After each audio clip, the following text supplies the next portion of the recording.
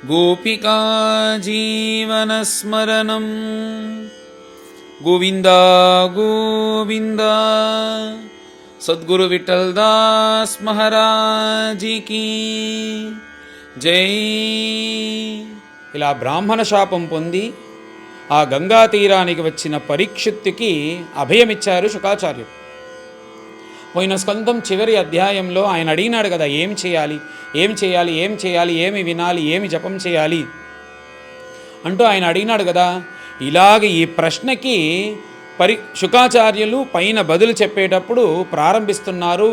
నువ్వు ఇలాంటి ప్రశ్న వేసినావే, అందరూ లోకంలో ప్రశ్నలు వేస్తున్నారు, అవి దానన్నిటికీ ప్రయోజనం లేదు, కానీ నువ్వు వేసిన ప్రశ్న అనేది ఈ ప్రపంచానికే అభయం ఇచ్చేలాగా శ్రీమద్ భాగవతం రాబోతుంది. అలాంటి ప్రశ్న వేసినావని పరీక్షితుణ్ణి గొప్పగా చెప్పి, తర్వాత నువ్వు ఏదైనా వినాలి వినాలి అని అడిగినావే నాయన, వినేదానికి 1000 విషయాలు ఉన్నాయి, సహస్ర విషయాలు ఉన్నాయి. అవన్నీ వినేదానికి మన వల్ల ఈ మనుష్య ఆయుష్లో అవుతుందా? అందుకోసం విని విని విని దీని యొక్క ఫలితం ఏమిటంటే మనకు అనవరతము భగవంతుడు మనస్సులో తెలియాలి.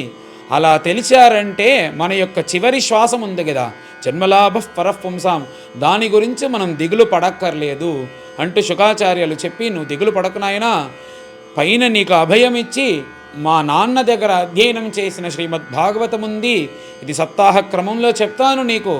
ఇది చెప్పిన తర్వాత ఏమిటంటే నీ చివరి శ్వాసం ఉంది కదా, ఆ శ్వాసలో భగవంతుడు వచ్చి నీ మనస్సులో కూర్చొని ఉంటాడు. నువ్వు వెళ్ళు అంటే కూడా భగవంతుడు వెళ్ళడు, అలాగ నీ మనస్సులో వచ్చి కూర్చుంటాడు అని అభయం ఇచ్చి పైన శ్రీమద్ భాగవతాన్ని చెప్పేదానికి ప్రారంభించారు.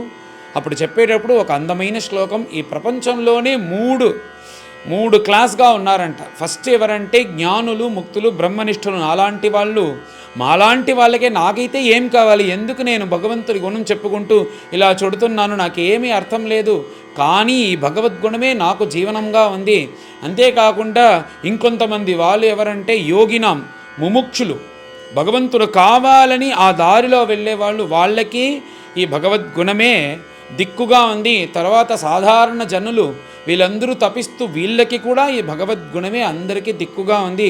అలాగ ప్రపంచంలో ఉండే అన్ని జనులకు ఈ భగవద్గుణమే దిక్కుగా ఉంది అని ఒక అందమైన శ్లోకం చెప్పి, తర్వాత ఇంకా పైన కూడా ఆ పరీక్షితుడి దగ్గర మనస్సుకి ఇంకా సంతోషం కలిగేలాగా నువ్వు 7 రోజులే ఉంది అంటున్నావే, దీనికి ముందు ఒక రాజా, ఆ సూర్యవంశ రాజా, ఆయనకి కట్వాంగుడు అని పేరు. ఆ కట్వాంగుడికి మొత్తం 1 ముహూర్త కాలమే ఆయుస్సు ఉనిందంట. భూలోకం వచ్చిన తర్వాత ఆయన ఏం చేసినారంటే స్వర్గలోకం నుంచి బయలుదేరి భూలోకానికి వచ్చి ఈ గంగా తీరంకి వచ్చిన వెంటనే అక్కడ మహాత్ముల యొక్క వాక్కు నుంచి వచ్చిన భగవద్గుణం విని చివరి శ్వాసలో భగవంతుని ధ్యానం చేస్తూ ఈ శరీరాన్ని వదిలి వైకుంఠం నుంచి విమానం వచ్చింది, దాంట్లో ఎక్కి వెళ్ళారు అనేది ఆయన యొక్క చరిత్ర. ఆయనకి 1.5 గంటలోనే ఆ ముక్తి దొరికింది. నీకు ఇంకా 7 రోజులుంది, దిగులు పడకు, మా నాన్న దగ్గర అధ్యయనం చేసిన భాగవతం చెప్తాను అంటూ అభయమిచ్చి, నువ్వు ఇప్పుడు వచ్చిందే సరి. ఎందుకంటే మనకు చివరి శ్వాసలో మన ప్రాణం వెళ్తుంది అని మనకి తెలిసిన వెంటనే ఆ సమయంలో అందరూ వచ్చి మనతో ఆశగా ఉంటారు. ఆ సమయంలో అందరినీ విడిచిపెట్టేదానికి మనకు మనస్సు రాదు. నువ్వు అక్కడ ఉన్నావంటే నువ్వు చెడిపోయి ఉంటావు, నువ్వు ఇక్కడికి వచ్చిందే సరి అంటూ ఇలా చెప్పి ఈ సమయంలో ఒక విషయం చెప్పాలనుకుంటున్నాను. మన గురుదేవుల యొక్క పితామహులు అనంతరామ దీక్షితులు అని పేరు. ఆయన తమిళ దేశంలో గ్రామంగా చుట్టి భాగవత సప్తాహం ప్రవచనం ఇలా చేసినారు. ఆయన కూడా 1969లో ఆ సంవత్సరంలో ఆయన యొక్క జీవన్ ముక్తి. ఆ సమయంలో ఇలాంటి ప్రాణం వెళ్ళే సమయం ఇంకా కొన్ని రోజులే ఉంటారని తెలిసిన తర్వాత ఆపత్ సన్యాసం తీసుకున్నారు ఆయన. తీసుకున్న తర్వాత ఆ సమయంలో శరీరాన్ని గురించి శరీర బంధువులు వచ్చి ఎవరైనా ఏదైనా మాట్లాడితే వాళ్ళతో మాట్లాడంట. ఆత్మబంధువుల దగ్గరనే మాట్లాడతారు, ఈ శరీరం తప్ప ఏదైనా మాట్లాడితేనే మాట్లాడతారు. ఇది కేవలం ప్రవచనం మాత్రంకే కాదు, మన జీవితంలో కూడా ఇది పాటించాలి అని చూపించిన మహాత్ములు, అలాంటి మహాత్ములను జీవించిన దేశం మన ఈ భారతదేశం. ఇది ఇప్పుడు 80 సంవత్సరాల లోపు జరిగిన కథ. అలాంటి మహాత్ములు పరీక్షితుల్ని శుకాచార్యులు ఇలా ఆయనకి మంచి మాటలు చెప్పి చెప్పిన తర్వాత వెంటనే పరీక్షితులు ఎలాగ భగవంతుని ధ్యానం చేయాలి అని అడిగిన వెంటనే ఆయన భగవంతుడే ఈ విశ్వమంతా ఉంటున్నాడు అంట విరాట్ స్వరూపమైన ఆ భగవంతుణ్ణి ఇలా పాదం నుంచి శిరస్సు వరకు ఈ చోటలో ఈ పాతాళం ఉంది అంటూ ఈ విరాట్ స్వరూపుణ్ణి వర్ణించి దీన్ని ధ్యానం చేయాలి అని ఈ అధ్యాయంలో శుకాచార్యులు పూర్తి చేశారు. అదే ఈ 2వ స్కంధంలో మొదటి అధ్యాయం యొక్క కథ. పైన అందరూ కలిసి పారాయణం చేస్తాం. ద్వితీయ స్కంధః అథ ప్రథమోऽధ్యాయః. శ్రీశుక ఉవాచ వరీయాన్ ఏష తే ప్రశ్నః కృతో లోకహితం నృప ఆత్మవిత్సమ్మతః పుంసాం శ్రోతవ్యాదిషు యః పరః. శ్రోతవ్యాదీని రాజేంద్ర నృణాం సంతి సహస్రశః అపశ్యతాం ఆత్మతత్వం గృహేషు గృహమేధినాం నిద్రయా హ్రియతే నక్తం వ్యవాయేన చ వావయః దివాచార్థేహయా రాజన్ కుటుంబభరణేన వా దేహాపత్యకలత్రాదిషు ఆత్మసైన్యేషు అసత్స్వపి తేషాం ప్రమత్తో నిధనం పశ్యన్నపి న పశ్యతి. తస్మాత్ భారత సర్వాత్మా భగవాన్ ఈశ్వరో హరిః శ్రోతవ్యః కీర్తితవ్యశ్చ స్మర్తవ్యశ్చేచ్ఛతా అభయం. ఏతావాన్ సాంఖ్యయోగాభ్యాం స్వధర్మపరినిష్ఠయా జన్మలాభః పరః పుంసాం అంతే నారాయణ స్మృతిః. ప్రాయేణ మునయో రాజన్ నివృత్తా విధిషేధతః నైర్గుణ్యస్థారమంతే స్మ గుణానుకథనే హరేః. ఇదం భాగవతం నామ పురాణం బ్రహ్మ సంహితం అధీతవాన్ ద్వాపరాదో ద్వైపాయనాదహం పరినిష్ఠితోపి నైర్గుణ్యే ఉత్తమ శ్లోకలీలయా గృహీతచేతా రాజర్షే ఆఖ్యానం యదధీతవాన్ తదహం తేభిధాస్యామి మహాపౌరుషికో భవాన్. యస్య శ్రద్ధదతామాశు స్యాన్ముకుందే మతిః సతీ. ఏతన్నిర్విద్యమానానాం ఇచ్ఛతాం అకుతో భయం యోగినాం నృపనిర్ణీతం హరేర్నామానుకీర్తనం. కిం ప్రమత్తస్య బహుభిః పరోక్షైః హాయనైరిహ వరం ముహూర్తం విదితం ఘటేత శ్రేయసే యతః.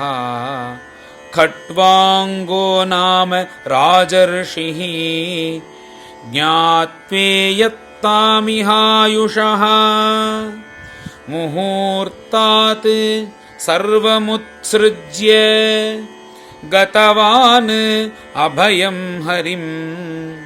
తవాప్యేతర్హి కౌరవ్య సప్తాహం జీవితావధి ఉపకల్పయ తత్సర్వం తావద్యత్ సాంపరాయికం. అంతకాలే తు పురుషః ఆగతే గతసాధ్వసః छिन्द्यादसङ्गशस्त्रेण स्पृहां देहेऽनुये च तं गृहात् प्रव्रजितो धीरः पुण्यतीर्थजलाप्लुतः शुचौ विविक्त आसीनः विधिवत् कल्पितासने अभ्यसेन् मनसा शुद्धं त्रिवृद्ब्रह्माक्षरं परं मनो यच्छेज्जितश्वासः ब्रह्मबीजमविस्मरन् नियच्छेत् विषयेभ्योक्षान् मनसा बुद्धिसारथिः मनः कर्मभिराक्षिप्तं शुभार्थे धारयेद्धिया तत्रैकावयवं ध्यायेत् अव्युच्छिन्नेन चेतसा मनो निर्विषयं युक्त्वा ततः किञ्चन न स्मरेत् पदं तत्परमं विष्णोः मनो यत्र प्रसीदति रजस्तमोभ्याम् आक्षिप्तं विमूढं मन आत्मनः यच्छेत् धारणया धीरः हन्ति या तत्कृतं मलं यस्यां सन्धार्यमाणायां योगिनो भक्तिलक्षणः आशु सम्पद्यते योग आश्रयं भद्रमीक्षतः राजोवाच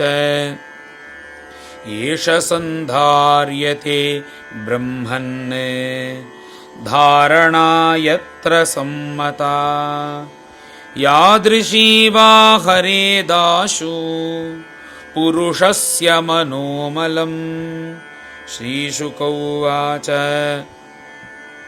जितासनो जितश्वासः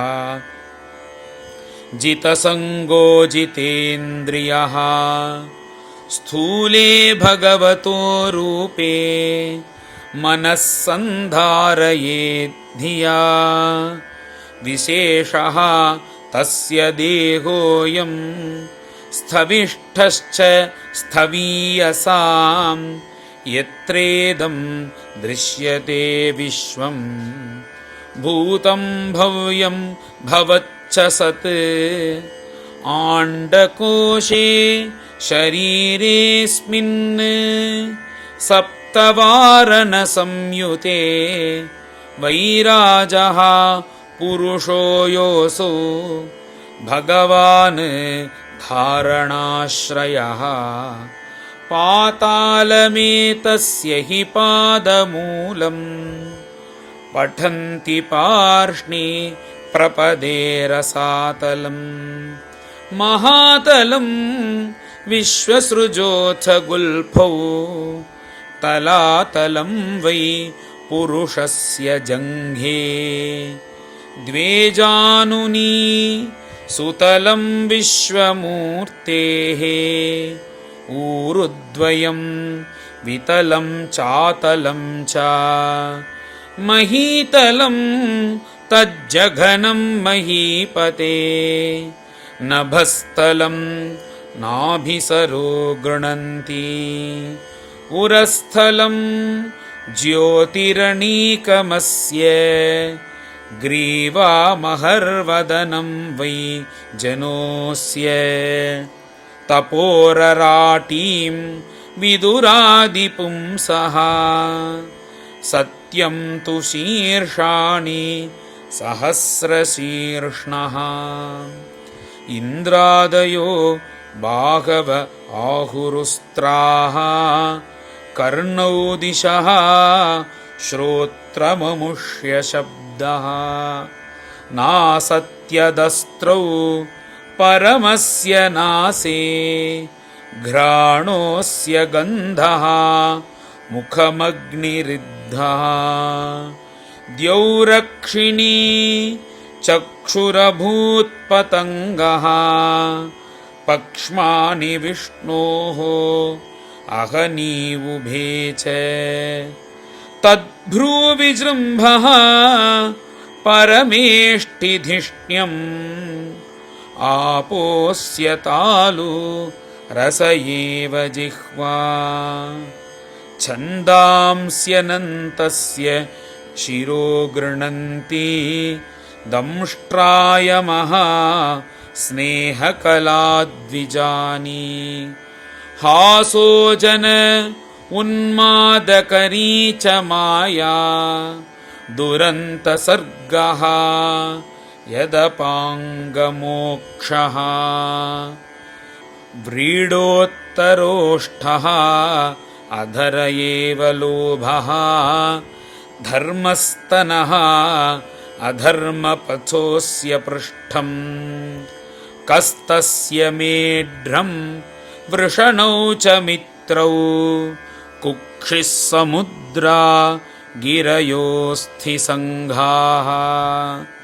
नद्योऽस्य नाड्योऽथ तनूरुहाणि महीरुहाः विश्वतनोर्नृपेन्द्र अनन्तवीर्यः श्वसितं मातरिश्वा गतिर्वयः कर्मगुणप्रवाहः ईशस्य केशान् विदुरम्बुवाहान् वासस्तु सन्ध्यां कुरुवर्य भूम्नः असक्तमाहुः हृदयं मनश्च सचन्द्रमाः सर्वविकारकोशः